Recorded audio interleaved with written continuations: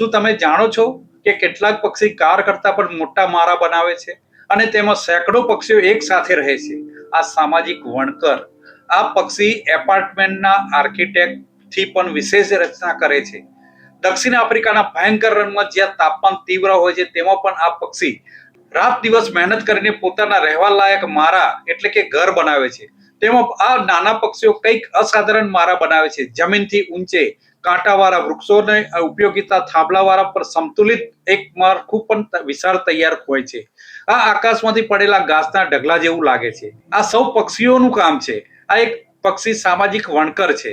એક પક્ષી નહીં પરંતુ એક જોડી નહીં પરંતુ આખો સમુદાય એક સાથે આરામથી રહેતા હોય છે.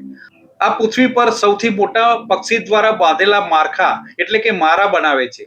કેટલાક મારા 1 ટનથી પણ વધુ વજનવાળા હોય છે.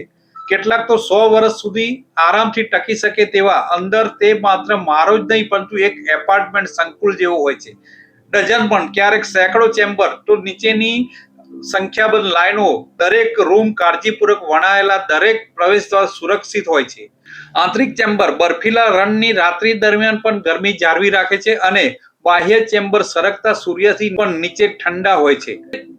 પ્રાકૃતિક રીતે પોતાની એર કન્ડિશનિંગ સિસ્ટમ અને હજારો માઇલ દૂર ટ્રાફિક અને પાવર લાઇનોથી ગુંજતા શહેરોમાં બીજો આર્કિટેક્ટ કામ કરી રહ્યો છે. તે એક પક્ષીઓ છે. ચકલી, મોના, પોપટ આ સૌથી વધુ મારા બનાવતા હોય છે. સુગ્રીવના મારા. મોટાભાગના પોપટ અને ચકલીઓ પોલા વૃક્ષોમાંથી મારા બાંધે છે. રિપોર્ટ બાય અશ્વિન લિંબાચિયા, ભારત વિરર, અમદાવાદ.